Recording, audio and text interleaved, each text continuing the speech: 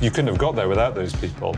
But it can be hard because you can't put people in roles that they're not going to be successful in either. I mean, that's just, you're killing people with kindness. Will, you've gone from counter-terrorism to Harvard to building not so much a company, but a cult and community, and testament to the fact 20,000 people are now got Tough Mudder tattooed on their body. So yeah, your story just to get into start your company is quite unusual and quite unorthodox. So yeah, I graduated and I ended up working as a counter-terrorism officer in the British Diplomatic Service, which was not what I was really planning, but that's how that one started. And it's a funny thing because post 9/11, actually working counter-terrorism was in some ways the most entrepreneurial thing I ever did. You'd go and see a senior British official and you'd say, I need £8 million to do this. And by the time they'd say, here's 10, go do it. And everyone I worked with had come from working on the Cold War. And so the old ways of doing it were all kind of out the window. So this kind of new reality forced this new thinking. Lots of bright people came into it and it was really fun. I really enjoyed it. I mean, it was challenging and it was hard, but it was really fun. And I did that for almost 5 years. And I think what I realized through that was actually what I most like doing is running with new projects. I'm not sure I'd call myself a business person, but I like coming up with ideas, trying to solve problems, and then getting the resources behind them to go and do that.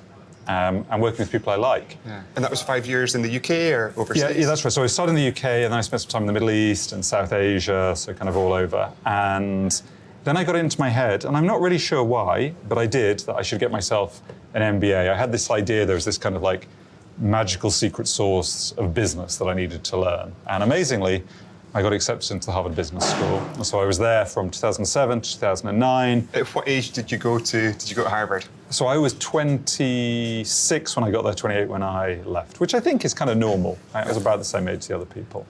But it was kind of weird because I'd done my undergrad here in the UK at Bristol, which was a ton of fun, a great university, but they kind of just leave you to get on with it. And then I got to Harvard, and there was a study group every day at 7 a.m. that I was expected to attend. I was given like 6 hours reading a day, and I was graded on what I said in class. But the weirdest thing was I had to applaud every single professor I had 3 times a day. And it just took itself very seriously. And not really what I was expecting. Anyway, so I did that for 2 years. I think with hindsight, I'm glad I did it. I will always have Harvard MBA after my name, right? So when I say something stupid, you still get away with it, which you certainly don't get when you say you've got a BSc from Bristol University. And I think probably subconsciously at the time, but now I think it makes a lot of sense that I found Harvard to be so competitive. Everyone gets graded and everyone has this type A personality on this forced curve. So different from anything I was used to in counter-terrorism or studying in the UK. I think subconsciously I said I want to create an event that's not really about racing and winning. It's all about teamwork and camaraderie, which of course is the kind of essence of Tough Mudder. And if we go back for a second just to counter-terrorism, I mean, running a business as you are today, I mean, there's pressure, you've got to make decisions, but maybe nothing quite as tough as that, because it's like, it's the stakes are so high. It's weird as well, because when things go well, like bomb doesn't go off is not a headline, right? So it's kind of weird because it's hard to celebrate wins when things are going well. But what I loved about it was there's a real sense of team, there's a real sense of mission and purpose.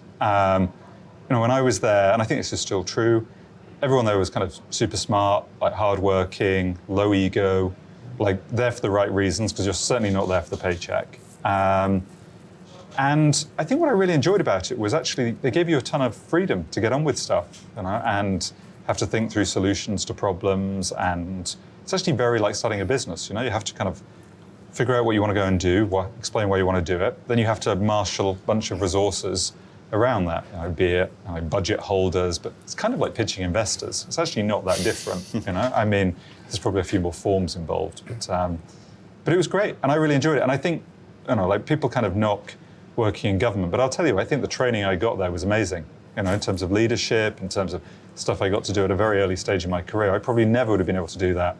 I'm not saying anywhere else, but very few places would have given me that. And so it was great. I still have some of my best friends for life from there. Yeah. And it was during your time at Harvard that you got the idea for Tough Mudder. That's right, yeah. So I did a triathlon, and I should say up front, a triathlon that I was in absolutely no danger of winning whatsoever. And as you probably know, you do the swim first, then you do the bike, then you do the run. So I finished the swim kind of halfway down the field, and the zip or zipper for the American audience jammed on my wetsuit. And I turned to the guy next to me in the transition zone, who again was in absolutely no danger of winning this event whatsoever. Amateur event, no prize money. And I said to him, can you basically just pull on this? And the guy said, no. And I thought, this is weird. And so I was kind of running around this transition area, kind of pulling on this cord. Eventually someone did help me, but it took a while to find someone that could kind of get out of that mindset of like me, me, me. And I said, it's just kind of weird because this guy doesn't really think he's out to win anything. It's all about him. And he's probably not a bad person, but this is fostering some very weird behavior.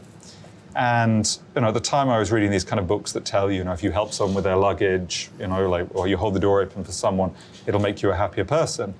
And I thought, I wonder if I could just create an extreme version of that. And that was kind of the genesis of Tough Mudder. And so when was that event? When did this person not help you with this event? Yeah, that would have been the summer of 2008. And did you end up beating him in the triathlon? I don't know where he came. I'm a better biker than I am a swimmer, so I like to think I did. But if I was you, I'd have been very determined for the final 2/3 of that triathlon to beat the. Yeah, no, I was definitely quite irritated by it. I mean, to be fair, he had a 5-minute jump on me because he could get out of his wetsuit and I couldn't. Anyway, so and then at Harvard Business School they have the business plan competition, and it's a bit like Dragon's Den but more serious, right? Or Shark Tank in the US, and. So you get in front of all these esteemed business school professors and you pitch your idea, and there are lots of people there with kind of classic MBA projects. They say, look, here I've got 3 geeks from MIT, and there's me, and we're going to build this widget, and it's going to go and do something really clever with the internet. And I get up, and I've got like pictures of muddy obstacles. And they're clearly thinking, who is this strange Englishman, right? That was one place that Harvard wasted. And the professors, I think in a genuinely like avuncular, caring way, were like, Will, this is a bad idea. Like, do not do this with your life. Like, get a job at McKinsey, right? That's what you should do next. Which of course, wasn't the most inspiring start, and as you know, when you start a business, even if you kind of believe in the idea, you still have all this doubt and worry and risk, and people that say they aren't scared are either just lying or they're stupid, right? I mean, it's scary. And was it Tough Mudder as we know it today that you pitched to them, or was it a slightly different concept? Yes and no. I mean, the basic answer is yes, right? It was a mud run that was about teamwork and camaraderie. And the basic business model was a traveling circus. We were going to go from place to place and put up these obstacles, and we were going to make money by selling tickets. So it was basically the idea. The big difference was I predicted, and normally MBAs get their predictions wrong, but in the other direction, I predicted by year 5 we would have 10,000 people worldwide doing our events, which I thought was a big number at the time. And as it turned out, by year 5 we had 500,000 people doing our events a year. So it was nice to be wrong on that one. And was it called Tough Mudder? Yeah, business right. You pitched them? Yeah, and I remember when I came up with the idea, and I had some teammates in the business plan competition who ultimately went and did kind of more normal MBA things afterwards. But I remember being in a bar in Cambridge, Massachusetts with these guys, and the winters in Boston are brutal. And it was the winter, and it was really cold, and there was snow outside. And I had back then a BlackBerry Pearl, and I was like one of the early smartphones. I also had one of those. Okay, you remember that thing? I loved it. Yeah. What Yeah. happened to that company? Yeah. Amazing, right? But you could sort of send an email. After about 7 minutes, you kind of get the word yes or no out of it. And so we were in this bar, and I was kind of driving them nuts, saying we have to come up with the right name for it. And I had all these I'd gone online and tried to find all the URLs that might work, and I had all these different words like challenge or quest, and I had warrior and Viking and maniac, and I said, and I remember it, it was such a moment of inspiration. I was like, oh, what about BAM? And they were like, that's a bad name. I said, no, it stands for Badass Mudder. And they were like, and every other idea, they were like, that's a terrible idea, Will. And then I came up with this idea, and I remember saying Tough Mudder. And rarely in life, certainly in business, do you kind of have that moment, that light bulb moment, but it genuinely was like that. And I was like, that's the name.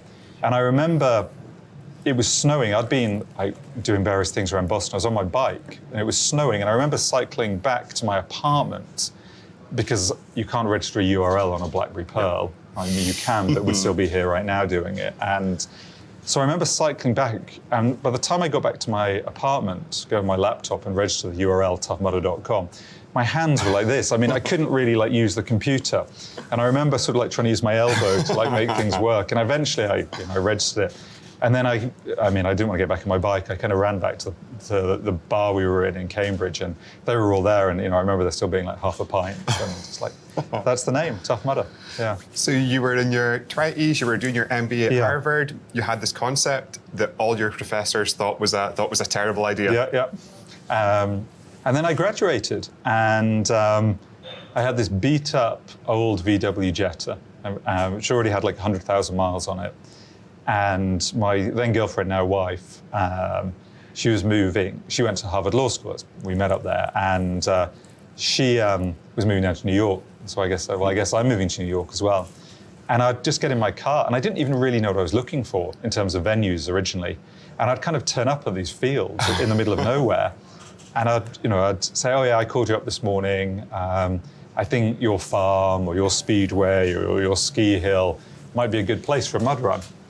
And I remember turning up at this one place. It was a speedway in Connecticut, probably like an hour outside of New York. And I'd mistimed getting there, and it was already kind of getting dark. And I got there, and within like a minute, I was like, this was a waste of a trip, right? It's too small. And there was this lady who was working out of a trailer out of a porter cabin on site, pretty run-down little speedway. And I'd sent her this email saying, oh yes, I went to Harvard Business School, and now I'm doing this thing. She was like, and I remember her really bringing me in close. She was like, Will, you went to Harvard, you're from the UK, you went to Harvard Business School, and the best thing you can think to do with your life is these mud runs. And I remember her saying to me, she's probably in her early 60s, she's like, your parents must be so worried about you. And the check engine light was kind of coming on and off the whole way back. It really was a pretty dark moment. Yeah. And what resonated most, this old lady telling you it was a bad idea, or the professors at Harvard telling you it was a bad idea? Well, it's funny. Like, one of the things I observe a lot when people tell you about business ideas is they always default to, would I do this? Which, I remember when one of the girls in my year at Harvard Business School started a company called Rent the Runway. It's now worth like billions of dollars. And the business school, faculty's 3/4 male, student body 2/3 male. And of course, I would never rent a dress, right? And so for me, I was like, I don't get it. Right? And I'm guilty of that. I did the same thing. I was like, who would, I rent once a year, I rent a suit for a wedding, right? That's it, right? People aren't going to rent stuff every week. Yeah. My then girlfriend, my wife was like, they will, you see. And I think it was the kind of person that does a Tough Mudder, right? And the kind of person that gets tenure at Harvard Business School have made pretty different personalities with pretty different lifestyle choices. And honestly, I thought to myself, they're basically judging this idea on whether they would do an event that involved running in the mud, jumping through fire, getting zapped with electricity. And they're just saying, well, I wouldn't do that, ergo no one would do that. And it was the same mistake they made with an event, with a business that was skewed at a female audience. So I kind of found it easier to dismiss it. I think there was something just very disheartening about kind of having driven for several hours in this like semi-broken down car, and then kind of wasted a day looking at this small speedway, and then this woman kind of hard and gnarly woman kind of pulling me in this way. Will always stick with me. It almost makes me more nervous. So if I'm intending doing something or launching something, if I tell a lot of people about it, if everyone thinks it's a good idea, it makes me more nervous than if I get kickback and bad feedback and kind of looks of confusion. Yeah, it's a funny one, right? Because by definition, you're going to do something new, right? You're going to break with conventional wisdom to some extent, right? And most people in life, and I don't begrudge them this, but most people in life basically get ahead by following the way. Right? You work hard at school, you get into the right university. You work hard at university, you get the right first job, right? And from that first job, you make your way to partner, and that's the way it works, right? That's kind of what most people's parents tell them to do. And if you're an entrepreneur, by definition, at some point, you've kind of stopped following the path. For whatever your reasons, right? Yeah. You just have. And that just means that people kind of find you a bit threatening if you start saying something. So you're right, if everyone's saying it's a good idea, then the real question is, well, why isn't everyone doing this already? And I'm amazed that, you go and see, I'm sure you see this all the time. Every couple of years, like a business model comes along, And then you get all these like Me Too's that say, oh, I'm going to be, I remember when I started Tough Mudder, everyone was going to be the Groupon of something, right? And then everyone was going to be the Uber of something, right? Or the Warby Parker of something. Or the Airbnb of something. Exactly. You know, and just like, I mean, yes, some of those will work, right? They find a smaller market, same business model. But actually doing something truly new, you know, and this word that gets overused all the time, disruptive, right? Everyone I meet says, I'm going to be really disruptive, you know, like, it was bad when we were at school, but apparently it's good now we're adults. It's just kind of a bit odd that. So, Tough Mudder 2009 with Yep. the first event in Yep. 2010. That's right, yeah. Before we got onto the first event, maybe just for people that are not aware of Tough Mudder, what is like 30 seconds? Yeah, what is Tough Mudder? So the easiest way to describe Tough Mudder is tell you what it's not. Okay. So it's not a race. It's a challenge. It's about teamwork and camaraderie. The original event is 10 to 12 miles, military-style obstacle course designed to test you physically and mentally. So you climb over walls, you crawl under barbed wire, but you also jump through flames, you run through electric wires, you jump into skips or dumpsters full of ice. And the idea is that some of these things are physically challenging, some of them are more kind of fear factor.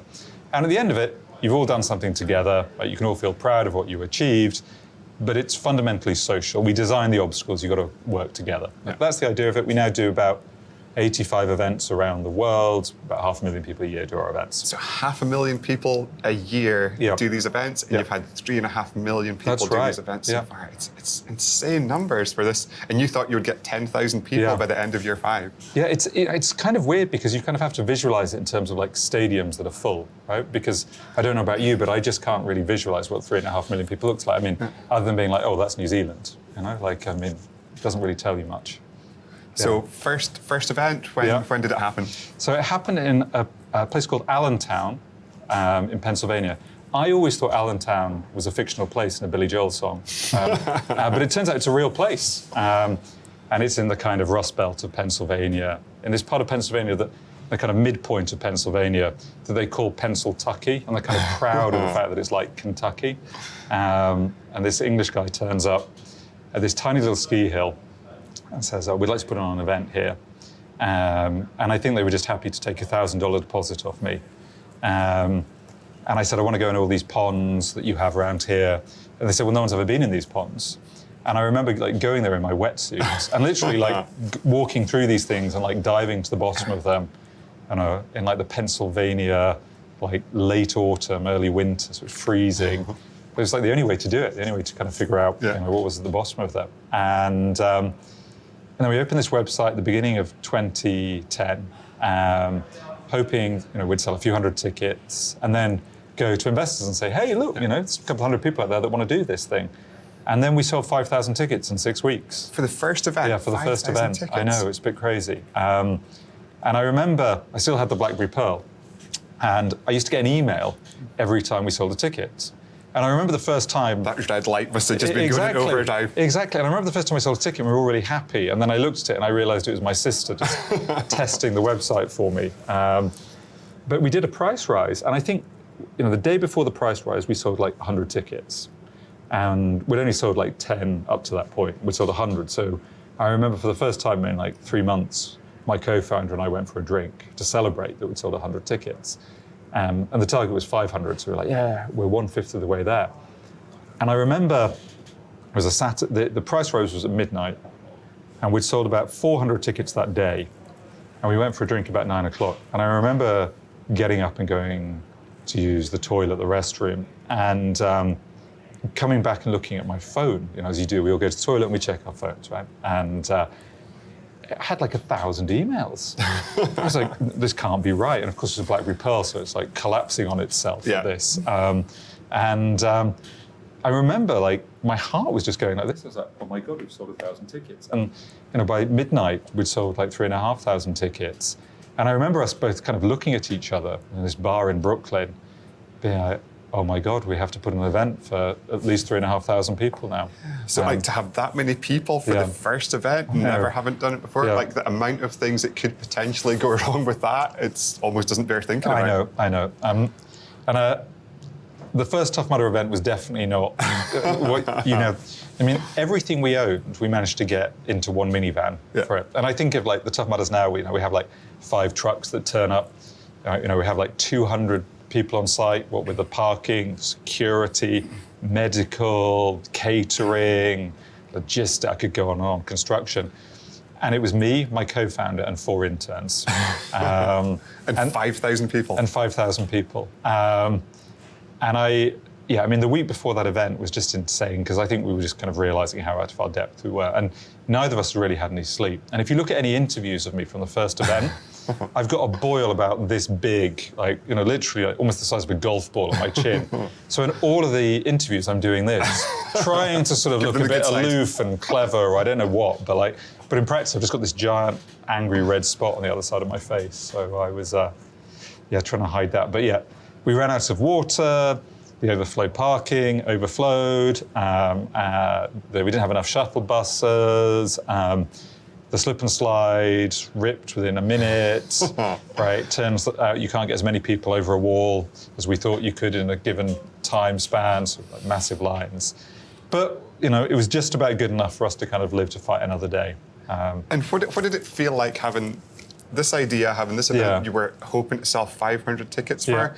Being there and seeing 5,000 people there just because of your vision and your idea? It's, to date, still my most favorite memory for all of my time in Tough Mudder was the night before the event. And we were kind of we were in this little office up at this ski hill, kind of in the middle of nowhere.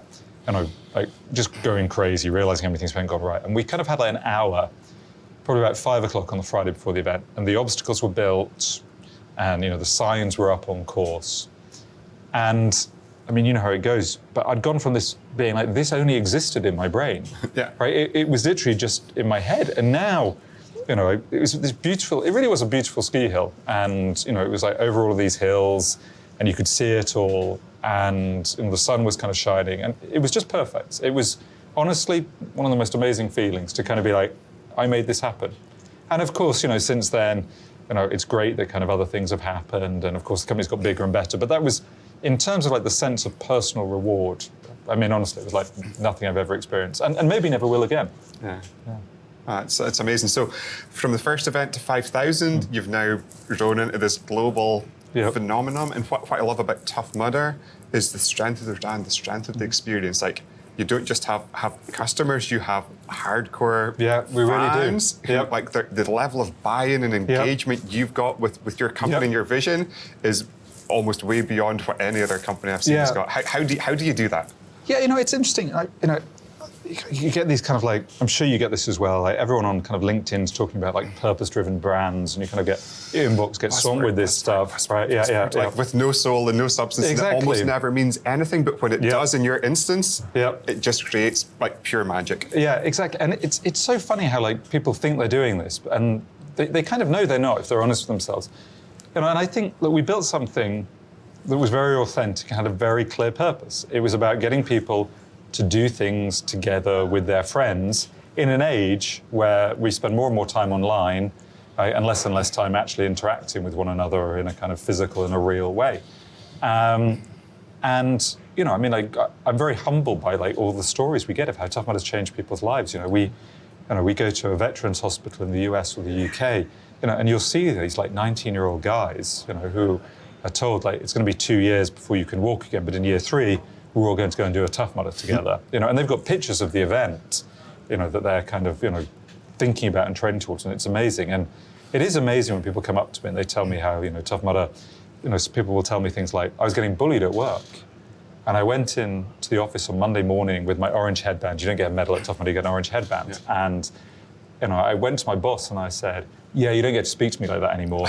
I'm a Tough Mudder. And it says much more about that person than it does about us, but I'm just so proud we're part of that. And I think, we never tried to be kind of contrarian for the sake of it, which sometimes I think brands do, which is just stupid in my opinion. But we were very clear. We had a kind of point of view on things, right? We weren't going to be kind of deliberately opinionated for the sake of being opinionated, but if we had an opinion, we were going to share it, and we were going to accept not everyone would agree with that. And that was very hard for some people. You hire somebody who's come in from General Mills, right, into your brand team, and I remember we have a program for people that have done more than one event called the Repeat Offenders, which I came up with the name, and I thought it was a cool name. And I had this kind of very earnest mid-level marketing manager tell me, as often happens, people say, well, in the United States, Will, repeat offender means people that repeatedly offend. I said, well, that's almost exactly what it means in British English as well. They're having repeat and offender in there. And she said, well, we can't do this. It will offend people. I said, I don't think it will. She said, well, it might. I said, well, we can't not do something because it might offend someone. Right? That's almost anything we ever do in life. And I remember saying to her, like the Taliban are offended by your very existence, right? Like, someone's always offended. She just looked at me like I was insane, or like partially lobotomized or something. Is that person still with the business? No, I think they may have moved on to pastures new. Now. Might be best for everyone. A happier place for everyone, exactly. Yeah. So you've also got 20,000 people with Tough Mudder tattooed on them. It's crazy, 20,000. I'm not sure if there's any other tattoo that 20,000 people around this planet share. Right. I know. Or I'm sure no business has ever. I mean, I think we've done well. We've got like 100 people with tattoos on them. We've got 20,000 people. I know, That's how much it means to people. It is. People are so proud of what they've done. Yeah. And we see people that collect the dates and places down their arms as well. And particularly at World's Toughest Mudder, you'll see people that have it tattooed across the whole back or, like across their entire calf or something. So, yeah, it's a bit crazy, because when I go to something like World's Toughest Mudder, everyone there, of course, knows who I am. Yeah. Right? But it's not like, I'm on the front cover of like the Financial Times on a daily basis, right? So I'm not like famous. And then I was walking through London, like literally 10 days ago, 2 weeks ago, and it was an American woman stopped me and she said, oh my God, you're that famous entrepreneur. And I didn't really know what to say. I was like, well, thank you. I'm not really that famous, to be honest. And she said, wait, you're not the guy with the space rockets. She thought I was Elon Musk. You should have just owned that and played that. It's like, yes, I've space rockets, electric cars. Yeah, it's possible. I had just come out of a sandwich store. On Twitter. I had just come out of a Pret A Manger, which I'm not sure is something that, I'm not sure Elon Musk buys his sandwiches at Pret, but anyway, yeah, so which was kind of a good, humbling experience. And if you could kind of maybe distill kind of 3 key things that's made Tough Mudder what it is, what would those 3 key things be for you? Yeah, that's a good question, and not one I've thought about. I think you have to start with authenticity. I really think that's been something that's been hard to hang on to, particularly as we've grown. And I think to some extent, like the brand personality grows out of the personality of the co-founder, but ultimately becomes much more than the co-founder. Which I think is true for us. And we're like, what does that mean, when you're doing business in all these different countries? And how do you kind of battle to keep that?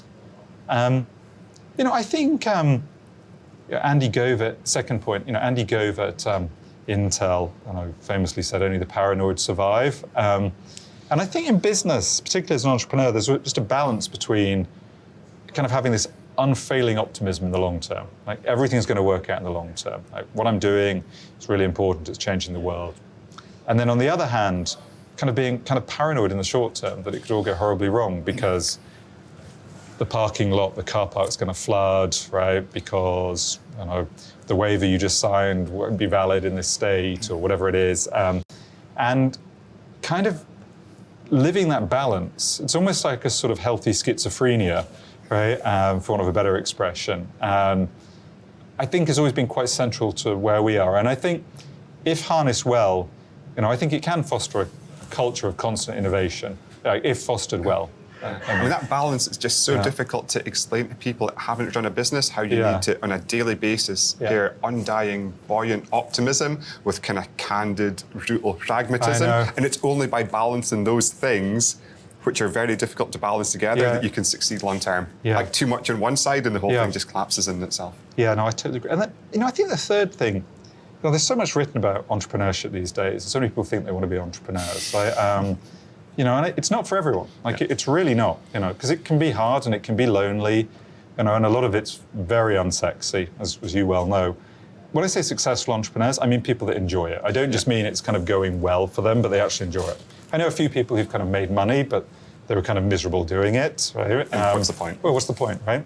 Because if you want to make money, you are better off going and working in like a hedge fund or something, right? I mean, your predicted payoff's just better there, right? And if you're going to be miserable, right? You may as well be miserable in a way that's yeah. steady and secure, right?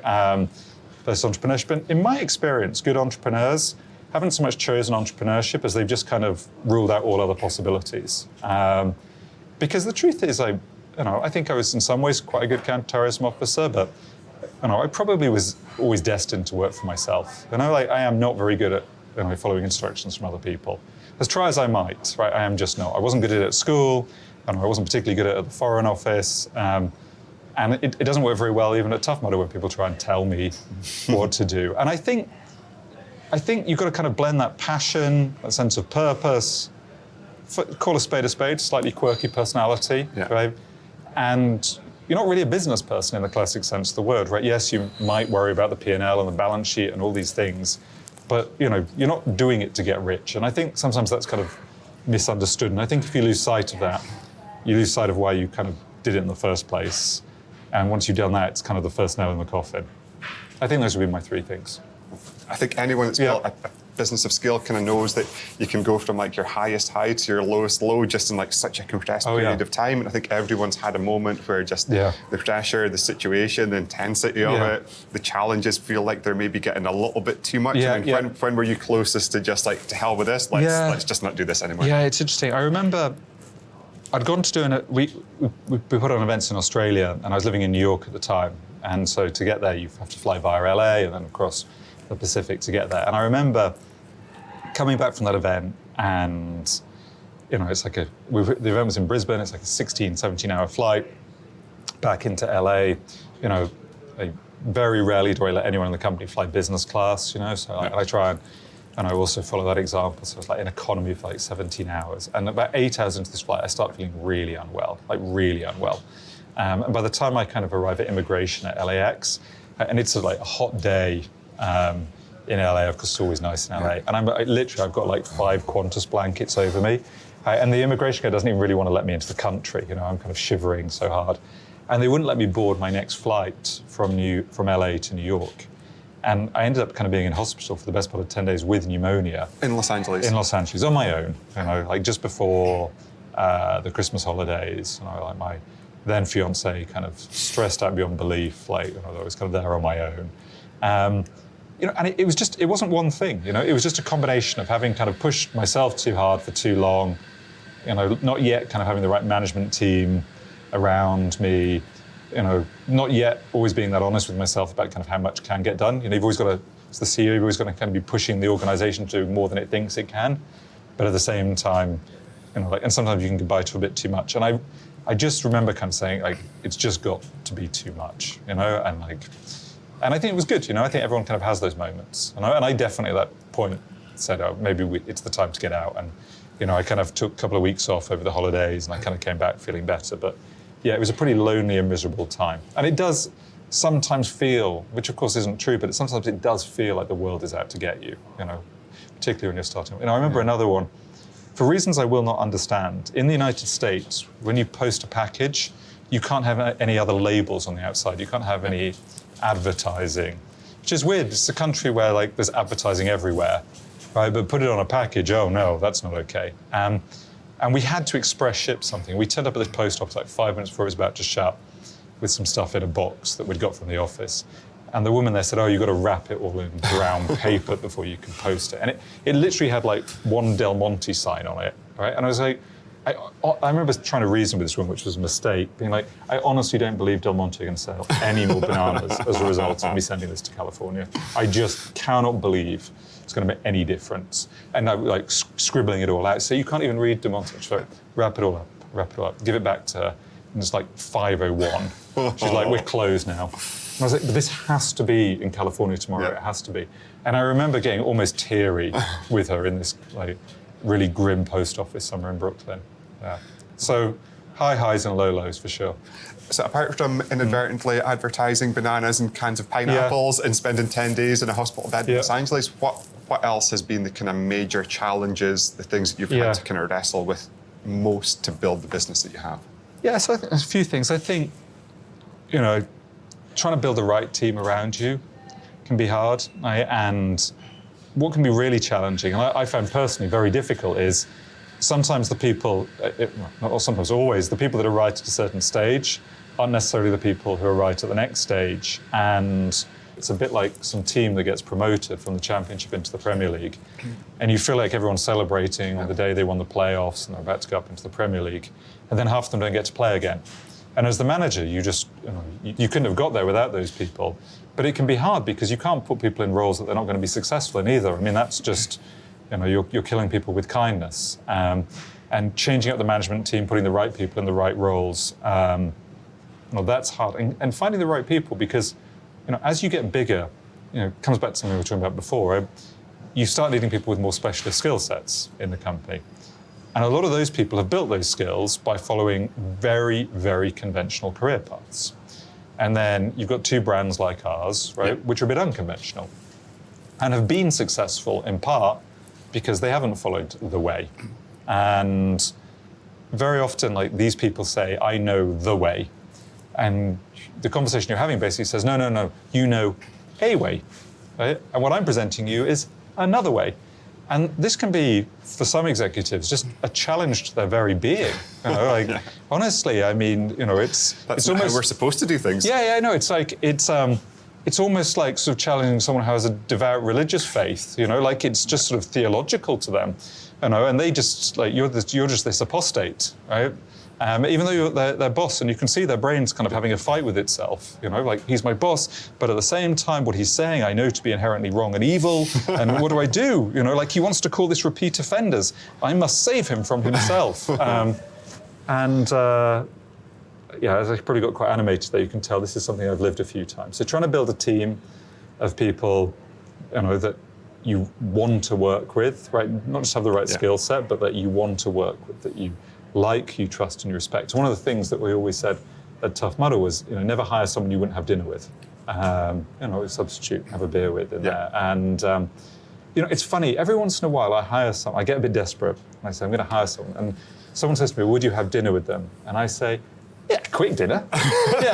Maybe. Maybe a course, get the bill and get out of there, right? And it always goes wrong,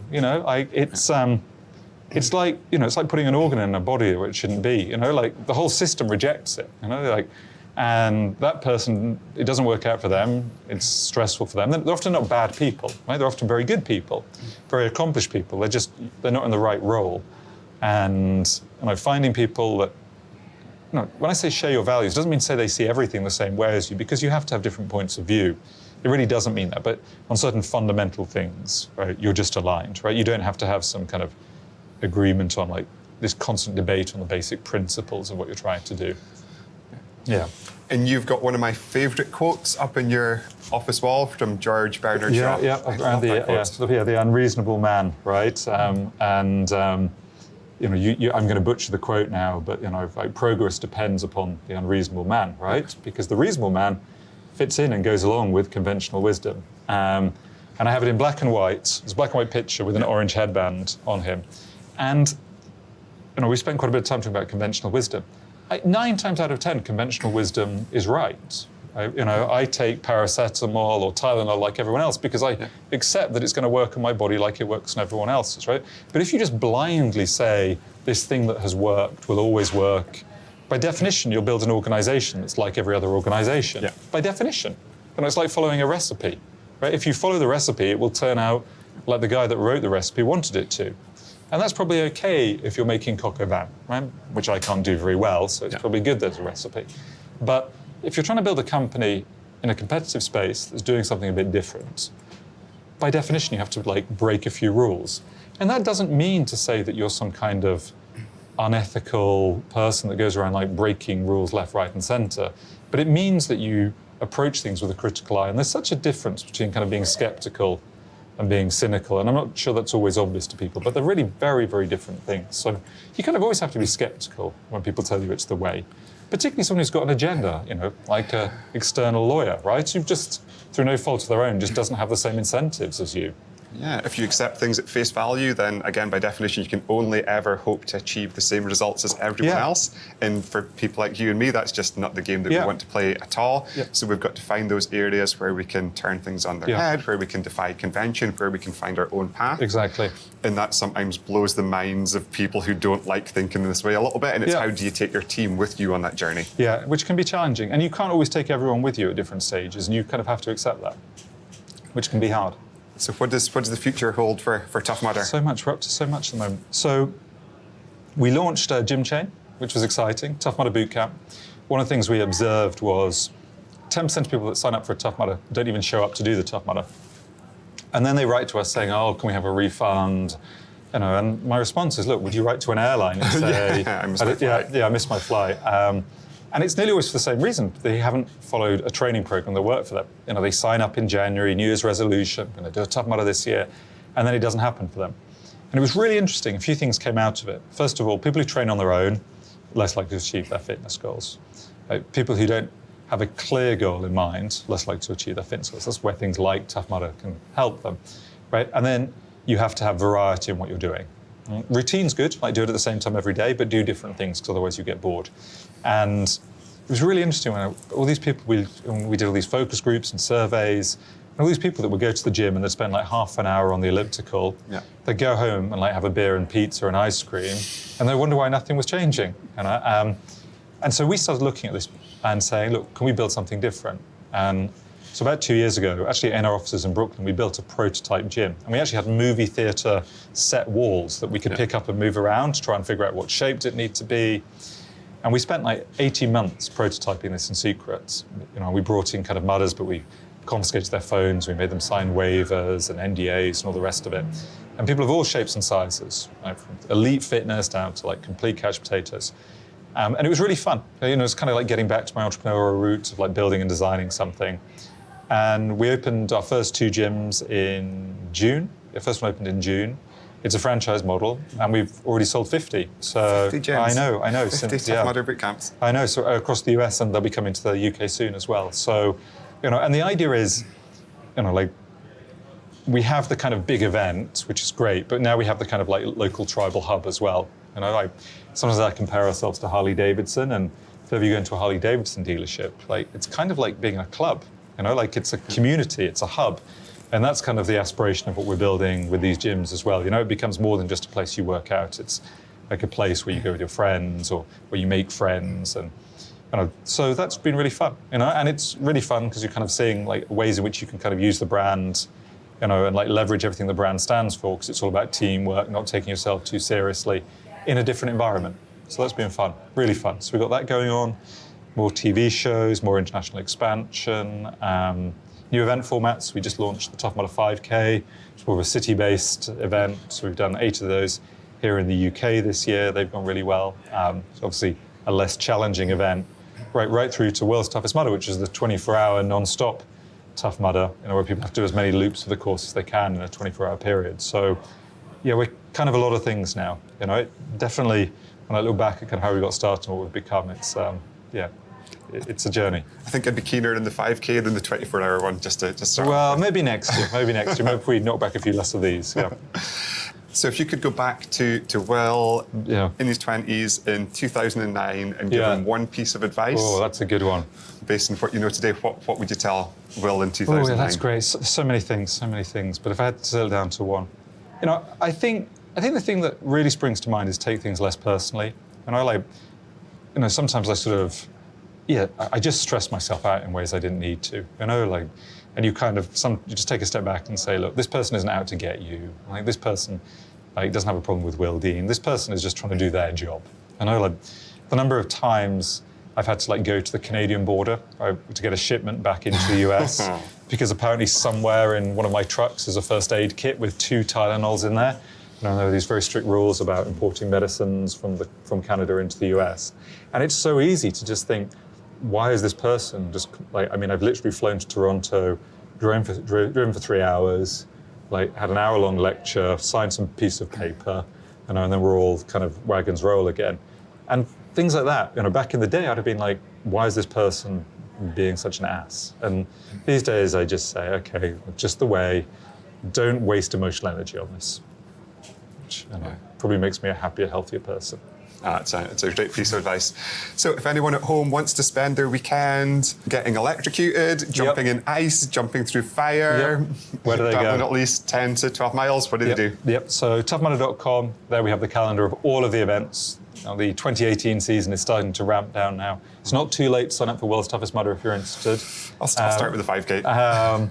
But yeah, we have events all over the world now, and I think we're in 20 countries as of next year. So all the details are there. The earlier you sign up, the cheaper it is. And there's no excuse because the 5K, that doesn't involve the ice and the electricity, is designed as an entry-level product. So even if you've never run a 5K before, even if you never run 1K before, that's an event that you can do, and you'll surprise yourself because it is all about teamwork and camaraderie. And we've designed it in a way that ensures that other people can get you through. Cool. Well, let's ensure the next time we have a beer, it's at the finishing line of a Tough Mudder event. Good. All right, cheers. Thanks for hanging out. Thanks for having me. This was fun. Thanks.